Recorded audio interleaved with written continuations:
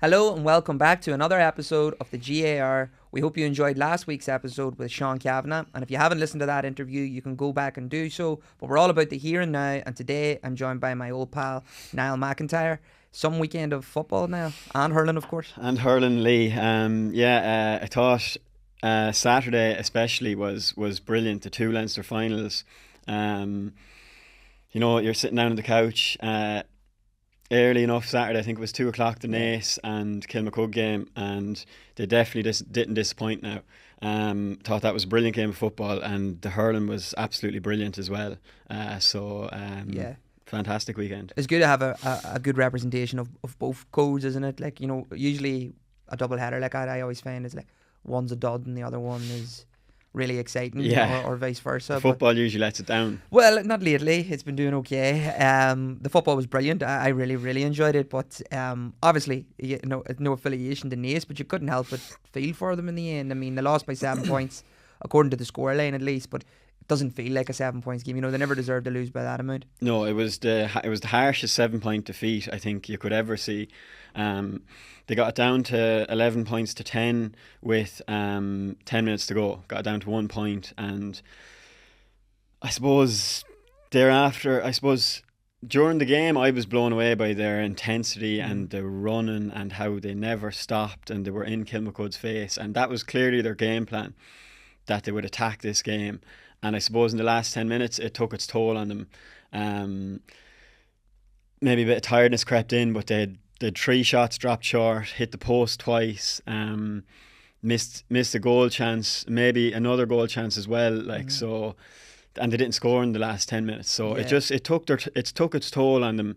They'd missed a lot of chances early on in the game as well, but it wasn't a 7-point defeat, and I have to say I was very impressed with Naas throughout the game. Yeah. See, when you miss points like that late in the game and you're sort of chasing, then what happens is, because you're so desperate to make up for it, you snatch the next shot and then the next shot, and it sort of has it sort of compounds that feeling.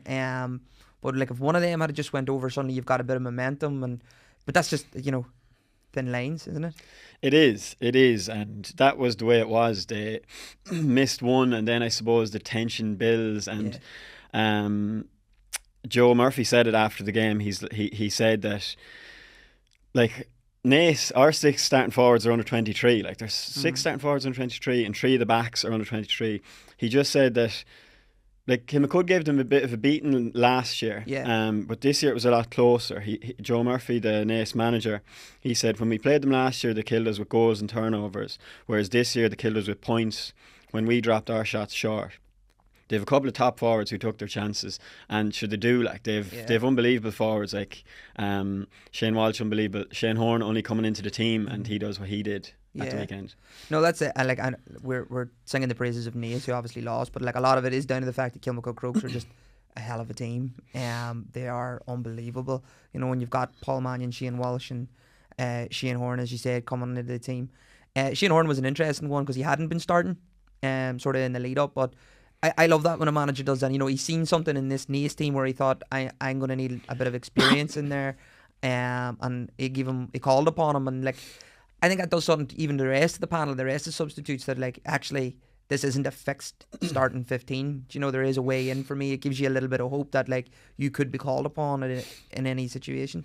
It is. It's something that Kilmacud do. Like Dara Dempsey, he started the last day and got a goal against RD.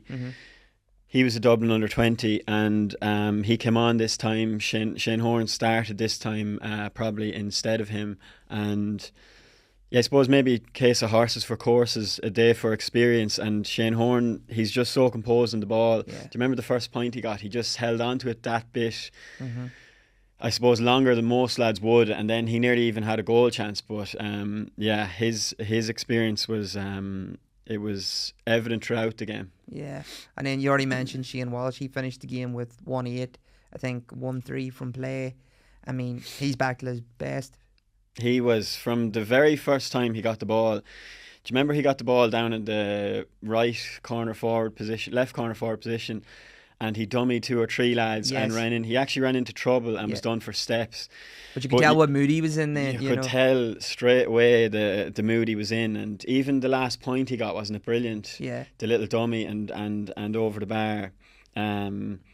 That's the best I've seen him in a good while now. He looked. Well, how much of that do you class. think he's just injury free now?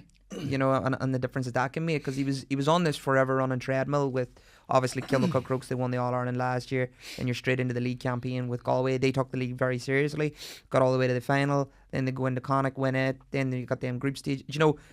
Like every single week, the intensity just went up and up and up with Shane Walsh when he'd never got a chance for even a slight off season.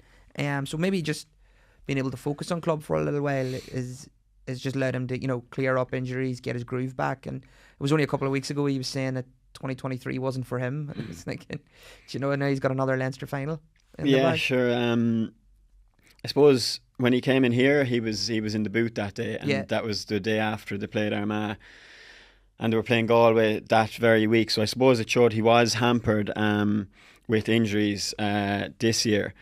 But I suppose it's always the Cliffords we talk about when you talk about how many games lads have played. But I suppose next behind them, he's probably played the most amount of games between club and county, and all very big games as well. All with there's nothing like every game there's ever hang on the line nearly. Everything on the line. It's like the top level because it's Kilmacud, and so it was just a joy to see him back in that sort of form, because when he is playing like that, I'd say that I don't think there's anyone in the game at the minute that's as exciting to watch. And I suppose that goal he got summed it up. Yeah. Like he's great speed, and just he's great to watch. Like, yeah, I mean, he picked the ball up, and I just thought from a Naas point of view, like as the last man you wanted on the ball, because from 0 to 10, like a standing position, he can accelerate like I've never really seen any player do. And his composure there from that point, and the camera, I was sort of saying the camera, you couldn't see the empty net. I know the commentator was saying the goalkeeper wasn't in the net, but I was, is he not in the net? Is he off his line? Is he nearly back? Because you could only see Shane Walsh running up the field. Then he takes a shot, and it looks like he scuffs it because he went for it low. But then as the camera pans out, you see it's actually like perfectly accurate. And I don't think I've ever seen a goal like that, really. No, sure, we just seen it there. He picked up the ball, he kicked the ball past the Naas defender, and it was 5 metres before his own 45. So he came from miles out. I think throughout the game, it was just, didn't you always feel Naas had to work a small bit harder for Kilmacud for their scores? Like Alex Byrne got a few unbelievable scores starting off, and he started like a train. Like he was really firing into it, and you could see he was in the mood. But they were brilliant scores he was getting. Kerwin got 1 or 2 brilliant ones. It was the missed chances, I suppose, on top of that. Like Kerwin missed a few. The cornerback missed a goal chance. They missed a few chances, I suppose, that will haunt them. But I suppose it's a testament to Kilmacud's kind of experience, and just to know how to. They always seem to just, even though Naas were playing well, they always seemed to have the upper hand, and you felt they would respond every time. Like even if Naas got a goal, I still had a little hunch that Kilmacud might have been able to pull it out of the bag. Like, yeah, they've really developed this aura about them that even when they're in trouble, you still back them to find a way out of it. And you just look at the quality across the pitch, and you can see why they feel so confident about that. We'll talk about the intensity levels and how good they were, and that goal at the end of Shane Walsh, like the fact that was in the dying seconds, and he was able to muster up that level of speed and then have the composure to do that finish, tells you everything about his sort of conditioning. But John Heslin and Shane McIntyre were saying after the match that it actually maybe lacked composure in certain elements, and that sounds quite harsh, but I actually know what he's talking about. There was stray footballs being passed about. There was hand passes from like the likes of Mannion and even Shane Walsh early in the game, they went straight to the opposition, and you're thinking that's so out of character for them. Yeah, I'd probably put it down to the speed. Like I was amazed by the speed that the game was played at, and maybe that is something to do with like Croke Park and the wide open spaces that are in Croke Park. Yeah, Robbie Brennan said after the game, I have to say Naas looked to have a little bit more energy than us on the day, and I suppose it was the energy that Naas brought to the game that was most impressive for me. And I suppose towards the end, it maybe did take a toll, especially on Naas, but it did take a toll on Kilmacud as well. Like you mentioned Shane Walsh giving the ball away once or twice, and Callum Pearson kicked the ball into Paul Mannion's head at one stage. Like, so there was a few kind of errors like that, but I thought it was like, I know John Hesden in the analysis and Shane McIntyre on commentary, they were saying that, but I'd like to see more of that, because it was the most enjoyable football match I've watched in a long time, I think. No, absolutely. And Paul Mannion, you know, he sort of disagreed, you know, or well, he's pointing to the high standards of the club game, and the standard was ridiculous. Now, of course, there's a lot of county players mixed in between both sides, but you know, even those who weren't involved at county level, like the likes of Dara Mullen and all, you know, like, I mean, he's always at the thick of everything. The standard is just, it's as close to county as you'll get on the club scene. Like, to be at that level, you nearly have to be a county level player to be starting on your club team. Yeah. Which is just that sums it up, really. Yeah, no, but you probably do have to feel for Naas, because it's unfortunate for them in the sense that this is their golden generation. You know, it's the best Naas team, you know, they've maybe had in 30 years since they'd won a Kildare county title, and now they've got a couple in the bag. But it just happens to coincide with this brilliant Kilmacud team that have now won 3 Leinsters in a row. I think they're 20 championship games undefeated in a row since Kilcoo. Yeah, since Kilcoo in the All-Ireland final. And do you remember that game? You know, like, they were winning most of it. You know, they only lost that late goal from the goalkeeper, Niall Keane. Yeah. I mean, that's how high their standards have been for so long. So yeah, Naas are just nearly unfortunate that they're at this, that Kilmacud are at this level and happen to be around at the same time as they. Yeah, well, as Joe Murphy said, 6 of them are under 23. These boys be back. Like, they're dominating Kildare, and I'm sure we'll see more of them now in the next few years, 100%. And then on Sunday, other football that was on, St Brigid's beat Corofin. This probably was a surprise. You were singing the praises of Corofin a couple of weeks ago. What was it you said? You think they're going to win the All-Ireland? Was that it? Something along those lines. Shows how much I know about football. I was actually really looking forward to this, moving on swiftly. I was really looking forward to this game because I read a brilliant piece that Donegal Boyle had in the Irish Independent, because I wasn't really aware too much of the rivalry that existed between Brigid's and Corofin, but yeah, there was a great quote from the 2016 when Corofin beat Brigid's. Gary Sy said, "The red and green, that was enough. These guys have been hanging over us for a long time." Yeah, and he went on to give out about Frankie Dolan. There was an awful lot of talk in the papers. I think Frankie embarrassed himself during the week. He said that it really didn't matter what we did. They were better than us. That is some quote, in fairness, from Frankie Dolan, if that's what he said. But yeah, like, Brigid have now beaten, after yesterday, they've now beaten Corofin in 3 Connacht finals. Like, so they're, like, Corofin have been obviously so dominant, and they beat Brigid's in 2016, actually hammered them, and then beat them in 2017 again in extra time. But I suppose it's something of an Indian sign or a hoodoo that Brigid's do have against Corofin. Like, we know that they were All-Ireland club champions in 2013. They beat Ballymun. Obviously, it's a completely different team now. I wouldn't say there's any of those lads still playing, but you know, a traditional club. They won 4 Connacht championships between 2006 and 2012. Like, so it showed what a powerhouse they were, and it's always nice to see a powerhouse like that come back and make a return. 10 years on with a new generation. That they're back now at the Kings of Connacht. Yeah, because, like, I suppose in recent weeks we were talking sort of about the rebuild of Corofin. You know, they'd won those 3 All-Irelands in a row, and then they went, I think, 3 years without winning a Galway title.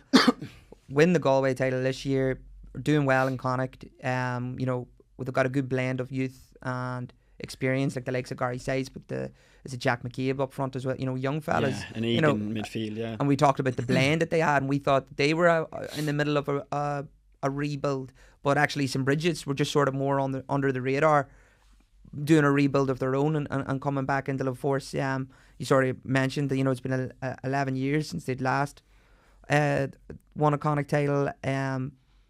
Yeah, I was really impressed by them, to be honest, and probably more disappointed with Corofin. They looked a bit flat on the day. They were flat, yeah, they weren't themselves, and I suppose it set the tone early on. Ben O'Carroll's first point bounced over Bernard Power and over the bar, and I know he came off the last day. He didn't really look right in goals there at the weekend. But yeah, they looked a small bit flat. I suppose it is, as you said, it is great to see Brigid's back. Like Brian Stack, he came onto the panel and he would have pushed Ben O'Carroll all the way for man of the match yesterday. He came onto the panel the year after they won the All-Ireland in 2013, and he had a good quote after, it was in the Irish Times. He said, "I was in the stand then, probably jealous, to be honest, delighted but jealous. My brother was playing, so it was a big day for the family, but I was jealous. I wanted that success, and I'm just delighted to be here now." So he played a huge role. He was obviously an All-Star nomination for Roscommon this year, and I suppose Gary Syce has been Corofin's main man this year, and even though he's 38, 39 years of age, which is a credit to him, but Stack definitely got the better of that duel yesterday, and that set the tone for Bridges. There was a lot of good defensive performances. Pierce Frost was good beside him, and a few other, Robbie Dolan was good as well, so they were on top, and Corofin just didn't have the answers for them. Yeah, no, I mean, Brian Stack, like, he had his hands full with Gary Syce, but he 100% got out on top, like you say. And it wasn't a traditional man-marking zone or role in the sense that, that's all he did, and he completely sacrificed his game because he got forward on occasions too. He got a point himself late in the second half, and I think he set up the last score of the game for Corofin as well. So, he still had the gumption, even though he was tasked to mark this really dangerous and brilliant forward, that when he had space in front of him or he saw an opportunity, he had the initiative to still go and attack that and turn it into something, which is what you want from the sort of modern fullback, still capable of getting into the dirty, dogged tracking sort of thing, but obviously you got to have that, bring that sort of coming forward element into your game as well, and that's what he was fantastic with. But he didn't get man of the match. Ben O'Carroll got man of the match, and for good reason. Finished the match with 1-7. You sort of mentioned there the first point where the ball bounced and just went over the bar. That was him, wasn't it? That was him. Yeah, in his set. So I'd say when something like that goes over the bar for you, you're thinking, well, I'm not going to get too much wrong today, am I? If I'm going to get that. Yeah. I suppose so, yeah. It started perfectly for him. Yeah. He had the first 1-2 of the game scored. He buried the penalty, put that away lovely. And he's just a really, really composed player, I suppose, in possession. He's so dangerous. Like he was marking Liam Silk, who obviously is one of the best defenders in the country. And Silk, to be fair to him, just as you were saying there about Stack getting forward to make a difference in the attack, Liam Silk did the same for Corofin. He went up and got the crucial goal just before half time. He showed great bravery there, actually completely took the goalie out of it on his way to getting that goal. But I suppose you would have thought that, and especially when Dylan McHugh got the goal after half time, you're thinking, like, Corofin now, they have it down to 1 point. They're going to kick on from there, and that's what Kevin Johnson, their manager, said afterwards, that he expected them to kick on, especially after the Dylan McHugh goal. But it just wasn't to be, and you have to credit Brigid for that. The point Ben O'Carroll scored, I think it was, they got 4 of the next 5 points after Dylan McHugh's goal, but one of them, the Ben O'Carroll, remember he cut through and sliced it over off the outside of the boot. That was just class, and he seemed to step up whenever Corofin looked to be coming back into the game. So he was the man, deserved man of the match. No, absolutely. You talk about that with Corofin. I mean, we said that they looked a bit flat, but you sort of always had that feeling because of the quality that they have, that it would only take a moment or two and then they'd build a bit of momentum and they'd be straight back in the game. So they get a goal really late in the first half, in injury time of the first half, and that sort of salvages them a little bit so they can come out with the second half with a little bit of momentum. And then they get the second goal, I think 8 minutes into the second half. So you, at that stage, when you say it brings it down to 1 point, you're really thinking, right, okay, they found their feet now. They got caught cold early on, but they're really going to start to kick into their groove. But so Brigid just didn't let them, and that's the testament of a really good team, that you can puncture the opposition's momentum before they even really get building it, and that's because they had classy forwards like Ben O'Carroll who could just hurt you at any stage from anywhere. Yeah, well, when that second goal went in, you're thinking they're going to lose here because Corofin, I'm not sure if you remember, they absolutely dominated the first 5 minutes of the second half, and they kicked some really bad wides. Like Dara Silk missed a free. They kicked some other. It's not coming to me. Patrick Egan kicked a wide, and I think Gary Sice missed another free. But they were all over St Bridges, and St Bridges couldn't win a kick out for them 5 minutes. So when McHugh got that goal, you're thinking, right, well, they're coming now, and but it just never came. And that's a credit to St Bridget's, and they're Connacht champions, and deservedly so, definitely. The captain, Paul McGrath, was actually brilliant as well, and he gave a good speech as well. Thanked all the ladies that give them the food after the training, which is a very important thing as well. So it was a great day for them. No, it was absolutely. What do you think Corofin go from here? Like, it's like, how do you see this for them? Is this the end of an era when you think of all the experienced players that were still a part of that, those All-Ireland winning teams, or is this just another step in their transition because they've got a lot of young talent coming through as well? Do you know, like, where do you see them? Was it a last hurrah or? Yeah, well, I saw them as All-Ireland champions in the waiting, so like maybe you're asking the wrong man, but I think like it would have probably looked like this could have been their chance for like a swan song, like a fairy tale for the likes of Gary Sice. Like, you'd be silly to write him off, especially the year that he's after having. But I suppose there is a few older players there who probably will be thinking about their futures. Like the Michael Farher was playing. He's been around a long time. Like they've a lot of young lads too. Like obviously Patrick Egan, Jack McCabe, Brian Cogger, he was Galway under 20 as well. Tony Gill has been on Galway under 20 teams. He only came on. So these guys are young, like, so they might lose a few lads, but I'm sure there's lads coming as well. But for that great team, that probably, I don't want to write them off. Yeah, no, they'll win the All-Ireland next year. Yeah, they probably. You'll have money on them anyway. We'll move on to the hurling now, and Saturday's game we talked about the Naas match, and then straight after it was O'Loughlin Gaels versus Na Fianna, and it was equally as pulsating. You know, it was incredibly a tight game and an entertaining match. O'Loughlin Gaels win their first since 2010, and that's the third Leinster title in total. Yeah, it was a brilliant game. Now I have to say, I really enjoyed this one. It was O'Loughlin's were probably slight favourites coming into it, and deservedly so, I suppose, as Kilkenny champions. Like, Kilkenny champions traditionally fare very well in the Leinster Club Championship. But yeah, Na Fianna have a great team, like, and they're well coached, and you could see that from early on in the game. They were working the ball brilliantly around the place. I suppose O'Loughlin's got a better start, but once Na Fianna settled and they came into the game, once their backs got on top, and I suppose the main men were Liam Rush, who's obviously a Dublin legend, 2-time All-Star. He's centre back, and he got into the game and started dominating. And alongside him, Kevin Burke, who's Donald Burke's brother, he was absolutely exceptional wing back, and his use possession all day. They're so calm on the ball, and Paul O'Dea would have been a big loss to that. He injured his knee against Naas last week and had to go off early after 13 minutes here. He didn't look right, but still they steadied the ship and they kept it going. And throughout the game, their use possession was just brilliant. And when the backs got on top, they were on top of the O'Loughlin forwards for a lot of the game.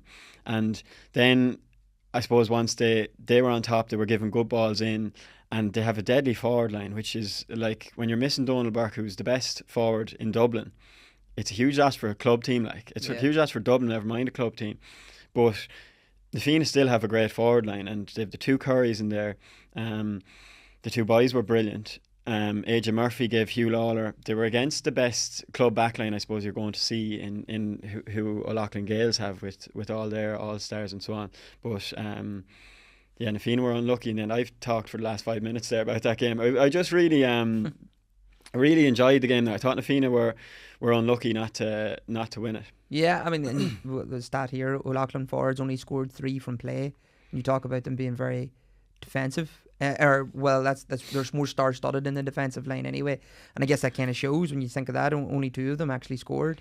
Exactly. Paddy Deegan scored 5 points from play from centre back. Yeah. Like this was the Paddy Deegan final. He was unbelievable. Probably similar to Liam Rush. Na Fianna pulled out a sweeper. It's hard to tell when you're not there. I was watching this in the telly. It looked like it was Micheál Murphy who had a very good game, but I suppose it freed up Deegan, and as Richie Hogan said after, he's worked a lot on his long range shooting, and you could see that he scored all sorts of points, and even when Na Fianna were pushing for a late score, he was the man that was running out with breaks. He's an unbelievable engine, and it was his final, definitely. And you just mentioned Richie Hogan there. Obviously they were talking to him after the match, or before it even, just talking about retirement from his inter-county career, and he just a quote from in here. He said, "I feel fine. I felt I got the most I could out of it, that's for sure. Happy to get 17 seasons, which is a lot more than most people are lucky enough to have. Some of those were difficult, some of those were great, but I'm very much content. I wouldn't say I'm happy, but very much content that I've done enough." And then this is where it gets interesting. He said, "I would say the game now suits a player like me far more than it would have initially, because when I started, you're talking about high balls coming into the square and balls coming out from puck outs all of the time, which was just never easy." So like, it's mad to think that, you know, in his latter years, he's probably more suited to the game, but injuries and other things have maybe prevented from seeing the best of that. Yeah, I say that was the shame, I suppose, that I suppose in the last 5 years he has been dogged with all sorts of injuries, back and hamstring and so on, and he's right. Like, the game as it is now would be perfect for a player like him that was, I suppose, so skillful and so sharp with his strike and pass and touch, everything, that he would have been perfect for it. But I suppose it's a testament to the talent that he has that he was still able to stand out, even when under Brian Cody the game was a small bit more direct and so on. So I thought Richie it was the first time I seen him doing the analysis, and he was beside Owen O'Donnell on it, and the boys were brilliant. O'Donnell said it was the closest I've marked him many times against Dublin, but it was the closest I've ever got to him as I'm standing beside him here now. So that was the truth. But Richie he's very good on the analysis. He's a real straight talker, and I thought he was brilliant. Now, he said he gave a lot of credit to Paddy Deegan for his performance in that game, and definitely that was hugely deserved. But it was the second half of that game. Now it really kicked off, because I suppose you would have thought that Na Fianna needed a goal, and when they got the goal, a brilliant goal from the two Currys, who I'm sure we'll be seeing more from in Dublin colours over the next few years, because they're two really composed players, and when they got that goal, it put O'Loughlin's under a bit of pressure, and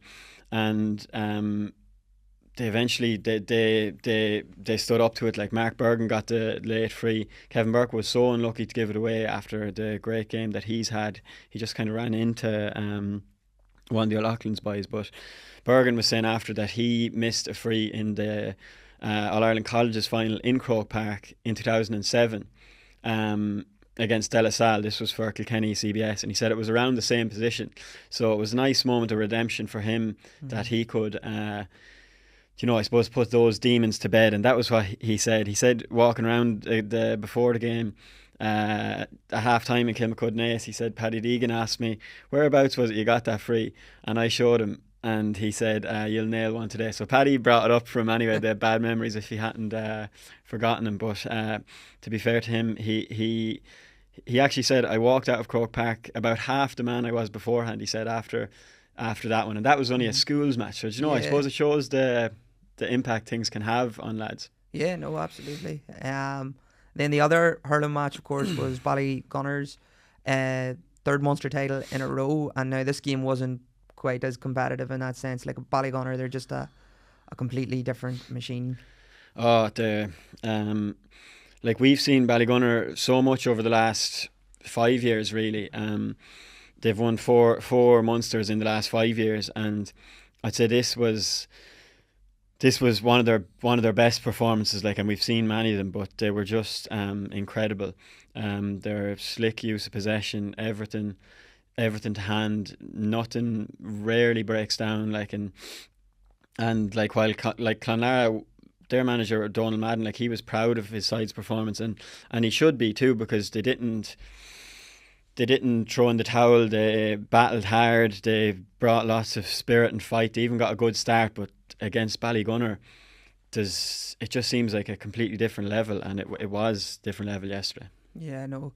Donald Madden, I think he was saying afterwards, they're like an inter-county team. The movement and the skill that they have, it's just so hard to keep up with them, and that sort of sums them up, really. I mean, like an inter-county team, and even just the professionalism of it. And you've seen that too with the Kevin Mahoney's goal. Just how slick it was, you know, they're like a well-oiled machine. You mentioned, but like everything goes ball to hand, and they never look like dropping it, or everything's just done with so much intent and speed and fluidity. Like, they're just a county team. That's probably the best way to describe them. Yeah, it was interesting watching it on TG Cahir. They were interviewing Darragh O'Sullivan, the manager, after the game, and they showed him that brilliant goal that Kevin Mahoney scored, and they asked him, Micheál O'Donnell asked him, he was like, at what point are you thinking that there's a goal on here? And O'Sullivan kind of waits and pauses, and then the ball comes into Desi Hutchinson, and he hits the last pass cross. And as it comes to Desi Hutchinson, O'Sullivan just like, there. And like, most lads at that point would be thinking, right, I'll take my point here. But that's just the way Ballygunner think, and that's the way they play. And O'Sullivan as well, like, he was already saying, like, we'll enjoy the night tonight, but you know, they'll be thinking about St. Thomas's tomorrow, he said. So that's the level that they're at. I know the game's in 2 weeks from now, so it's quick enough turnaround, but it's the level that they're at. And to be quite honest now, I know O'Loughlin Gaels be impressive, and they're playing Thomas's in the All-Ireland semi-final, but I can't see anyone coming beating Ballygunner, to be honest, this year. They just look like a different level. Well, especially with Ballyhale sort of gone. Like, I mean, they must be. I know they're going to be process warriors, you know, and they're not going to look too far ahead and stuff. But from the outside looking in, you know, I mean, what an opportunity. Yeah, like, Thomas's will have, I suppose, they'll have a right to wrong in that they didn't show up really in last year's semi-final, where they were beaten by Dunloy. And they've had a few disappointing showings. They were beaten by Bursalee in an All-Ireland semi-final.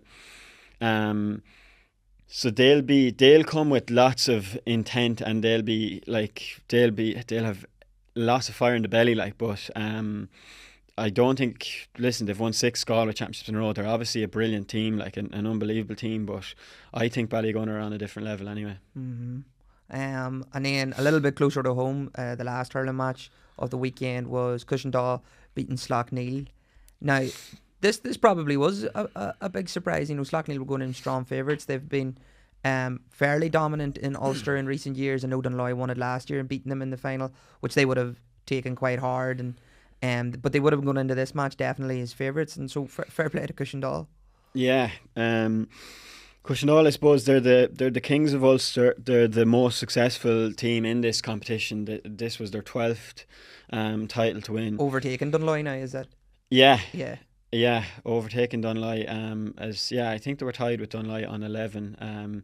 Maybe we could check that out. But it was the first since 2018. So by their standards, that's definitely a bit of a famine. And I suppose, they got a great shock the last day when Portaferry nearly had them, only for Neil McManus to score that great free late on. So a brilliant win for Rory Og, and they've O'Loughlin Gaels now. So, like, it's going to be a tough semi-final, but they always give a good account to themselves. The Ulster teams, like Slaughtneil, put it up to Ballyhale once, and or twice even. So this will be they'll be backing themselves, like, they'll be ready to go. Yeah, and like, when you're on a journey like that, when you're not even expected to win your county, because Dunloy were probably the favourites there, and then you get over the line, and then you're not expected to win the provincial title because Slaughtneil would have been the favourites, and you get over the line. At some point, you just start to believe that this is your year, and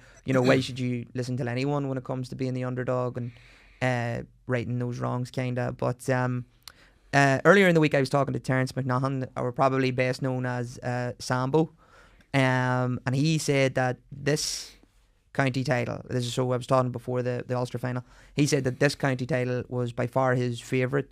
It meant more to him than any he'd ever won as a player or as a manager, and that's because earlier this year, Cushendall's #1 fan, John McKillop, had sadly passed away. So the team were doing it, for him and his memory. John had Down syndrome, and he would be seen on the sidelines of every single Cushendall game, hail, snow or shine. And Terence himself said that, like, from when he played his first game as a child to the last time he swung a ball in anger, John was there to witness it. There's even a mural of him up in Cushendall. It's really lovely, so they're sort of doing it, like, embodying in his spirit and stuff. And Neil McManus mentioned him in the when they lifted the cup as well. I thought it was funny. Terence was saying that John had won Supporter of the Year every single year, since they started doing that cup. So this will be the first year that someone else is going to win it, and everyone's already talking about it. It's a big deal. It's nearly a bigger award than Hurler of the Year, which is funny to think. But who's Supporter of the Year in your club? God, there's so many of them. You couldn't name. Yeah, but I suppose that just shows when you have a bit of a cause, like, and they obviously did have talked about that and how much it would have meant to them to honour him with a county title, and now they've gone on and won an Ulster as well. So, like as you said, sometimes it can feel like this is your year, and it's definitely been a brilliant one for them. Like McManus is obviously still the sort of kingpin, and he got an unbelievable point. It's always Chris McCaig marking the main man, isn't it? Chris McCaig was marking him yesterday. McManus got one great point for playoff him anyway, but that's when he threw the dummies back the goal. Unbelievable, like, and but they've Joseph McLaughlin was as impressive. This lad is doing his A levels. He's only a teenager, and he got 3 from play and 3 absolutely brilliant points from play. Like, this lad looks like an absolute star in the making in Cushendall. Like, so they have young lads coming through as well, and but that is important, because there was always seemed to be like an over reliance nearly on Neil McManus. Yeah, exactly. Like, and to have a young lad like him in the forward line, McManus will help him along, and he'll help McManus along too, like, with as well. So their manager afterwards, he said it's a good problem to have. He's talking about the quick turnaround, and he said, we are kings of Ulster again, and we'll enjoy tonight, knowing the boys that they'll be in the sea tomorrow recovering, and we'll be back on the pitch on Wednesday. It's brilliant to be back on the All-Ireland stage against one of the best teams in the country, and unbelievable year for them, as you said, that with the added significance with John McKillop passes away, that adds to the whole significance of it all. So they will be very happy up in the Glens today. Yeah, and just last on that, because one other thing that Terence was saying to me, on Neil McManus, because obviously this year he'd announced his retirement from Antrim, but Terence made the point that, like, and he said you wouldn't convince him otherwise, that there isn't a better player in Antrim than Neil McManus still, even now at 35 years old. He's still by far the most talented in the county. Like, that's his opinion, and when you see him performing the way he does, it's kind of hard to disagree.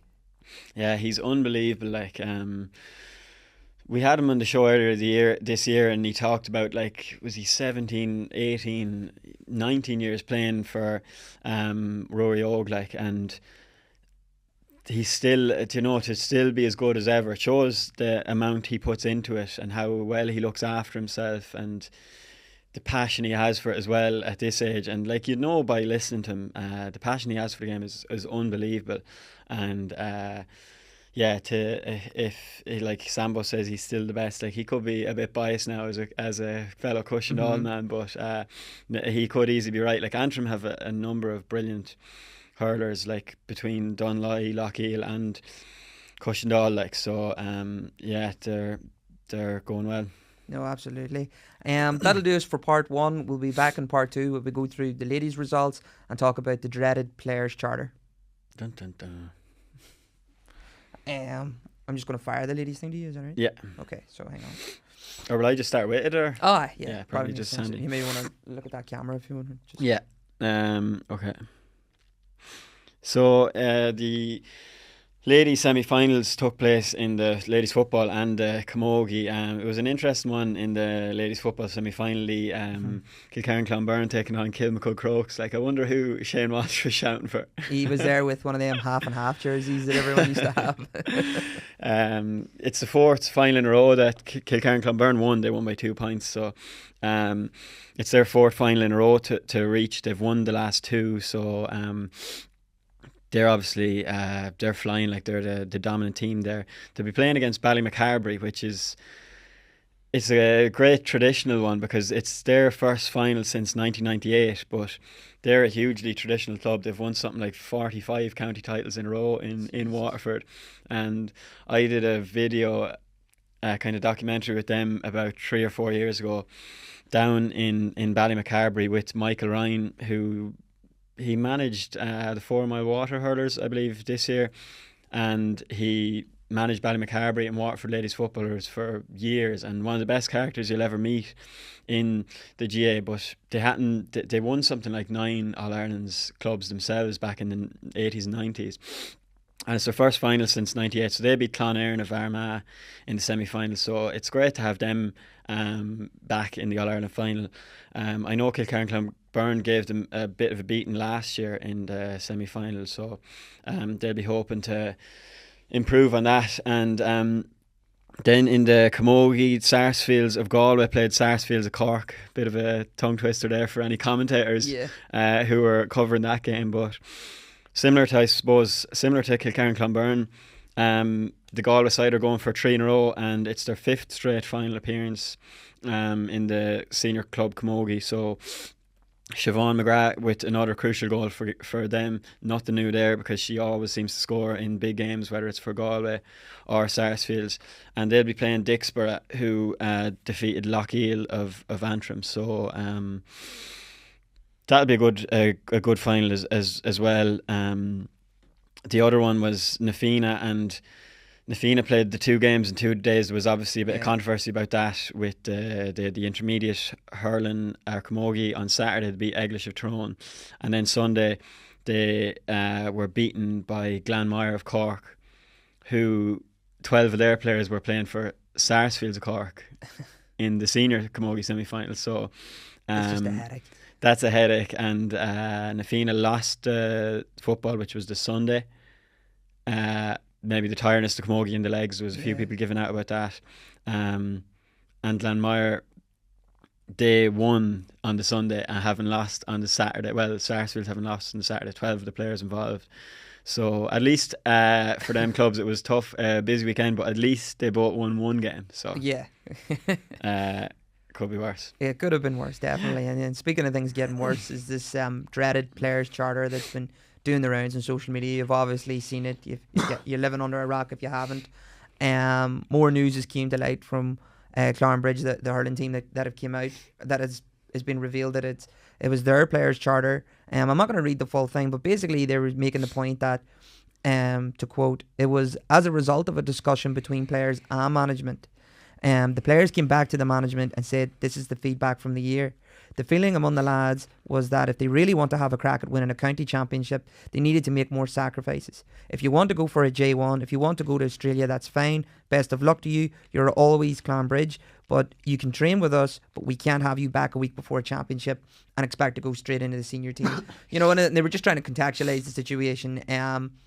What's your feelings on the players' charter? First of all, when it emerged, was doing the rounds, because I actually thought someone was maybe taking the piss. Yeah. I suppose looking at it initially, there was so much outrage about it. Yeah. I tried to kind of read into like what was said on it, and like there was nothing that was too the real probably annoying one was the bit about the drinking from June to October. It has to be approved, or because that could be taken anyway. Like, are you not allowed to just say you're out for a meal, like, are you not allowed to have a pint, like, or do you have to ring your manager, and or what, like, how the main problem with it is that it was down in black and white, like it's always going to read a lot harsher, isn't it? It is like this is like an unwritten rule among like GA players and GA clubs that, you know, you're not going to, like, if a lad goes on a J1, like, it's obviously that's not ideal for the club, and like a lot of it you would agree with the stuff that is said, but it's treating them, it's the way that you're kind of treating them like babies is what I see as the main problem, as well as the drinking one. Maybe they were like, maybe it wasn't as rigid as it was wrote down. Yeah. Like, to be fair to Clarenbridge, like, but yeah, it's just there shouldn't be a need like for this, that they're being ordered to do this and you have to do this. Like, as I said, I would agree with a lot of the things in it. Like, and a lot of people are kind of using this as an opportunity to say that, oh, the game's gone. The game is gone, and nobody is enjoying this, and club GA is gone, like inter-county GA, and where's the enjoyment gone? And like, I think it's a good, like, why is it a bad thing that like people are like, I don't think it's a bad thing that people are training hard and they're putting a lot into it.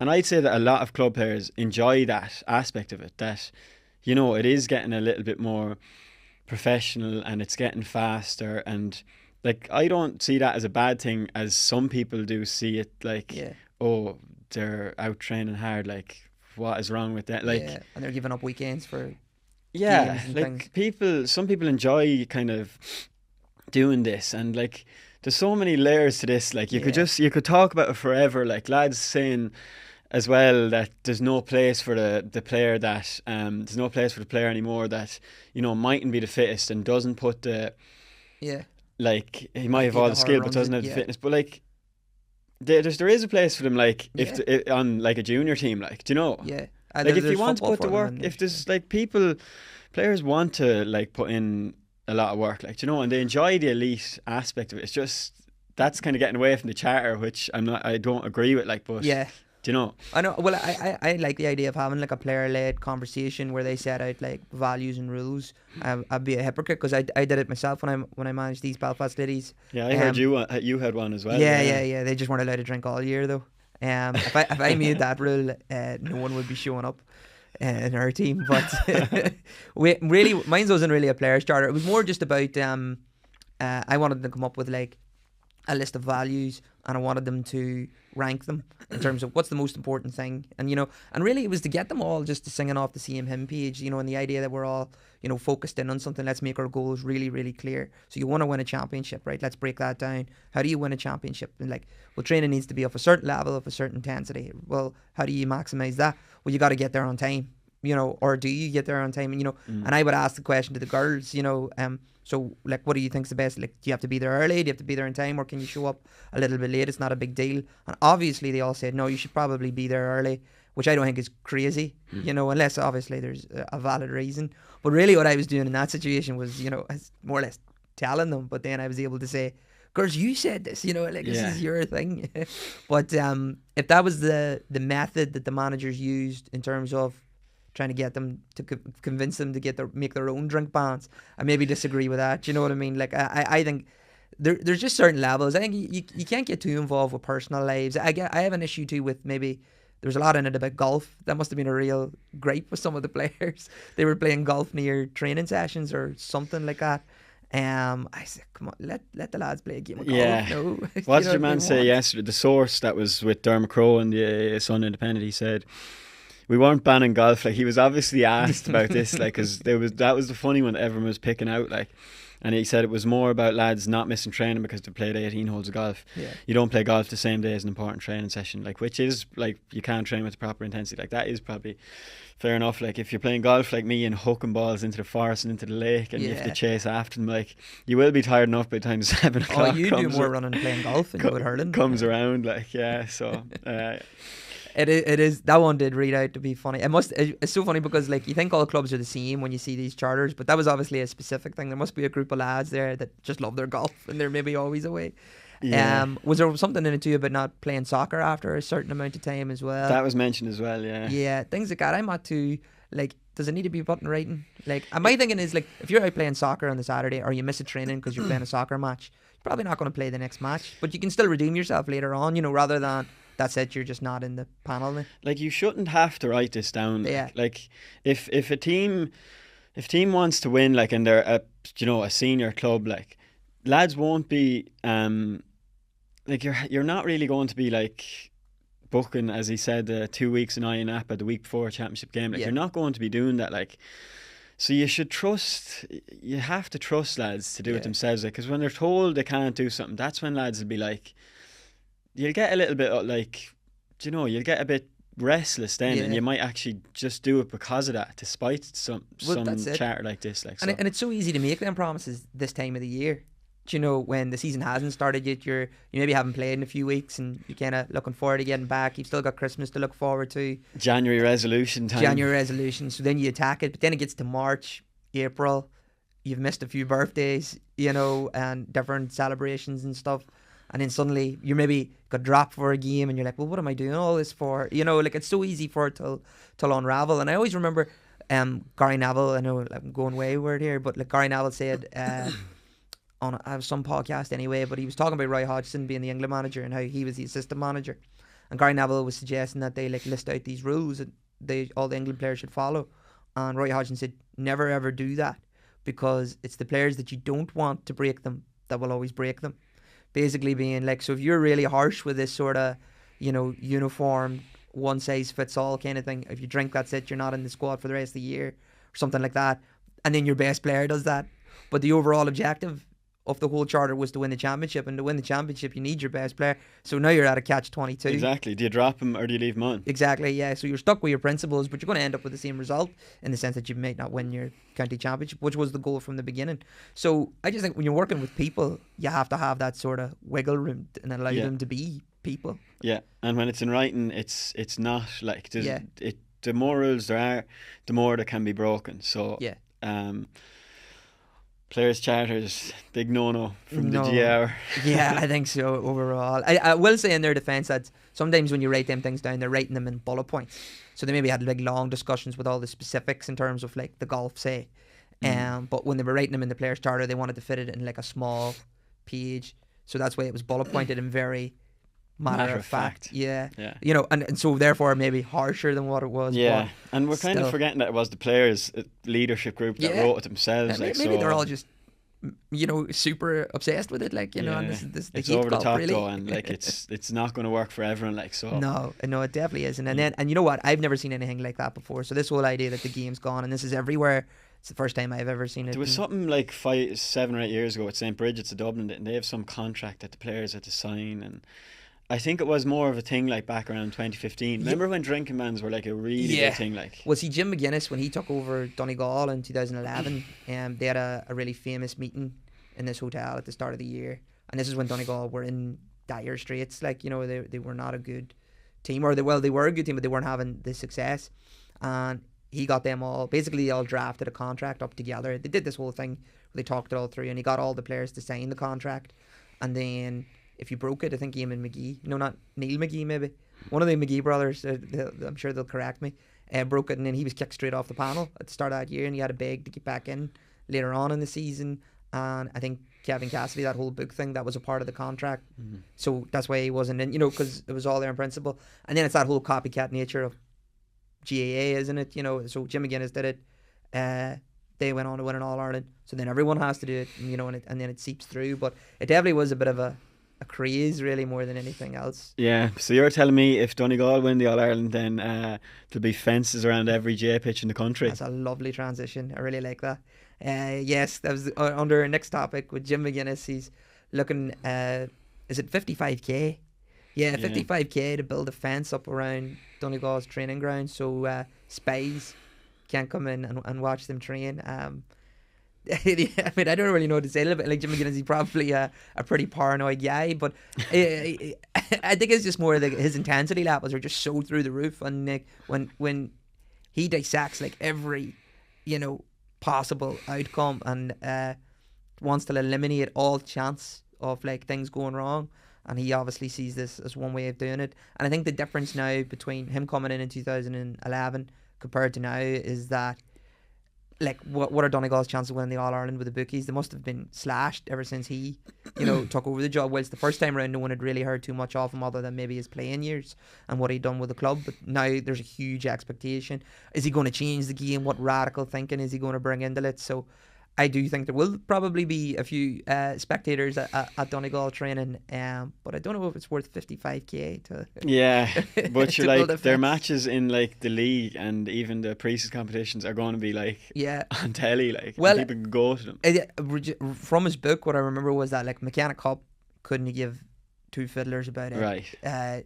They just basically played, and then he said to the players, "Is like, where are you going to count all your McKenna Cup medals at the end of the end of your career?" And then I do think the league as well was a bit of an experimental thing where they maybe only worked on one element. They don't show their hand, like. Yeah, he is very like that. And then when it gets to Ulster, but that's when the big guns come out in terms of the changes. But maybe the big crazy change is that there's no changes. You know, and really what he does is he makes good footballers through like intensity and dedication and players' charters and fences. Yeah, and 55,000 fences. But the fence now, that's time will tell. Yeah, I'm not too sure many. There probably won't be a copycat thing because I don't think all the other counties will be able to afford that sort of money. Yeah. Well, what's the line in the hills of Donegal? To build a wall around Donegal, isn't it, or something? Yeah, so that may be it. Build a fence. They need to change that to go stone shave. Oh my goodness. Well, that's all we have time for today in the GAR. Remember to tune in next week where we'll be talking about the Ulster final and all of the other hurling and football that might be on, as well as the news throughout the week. See you then.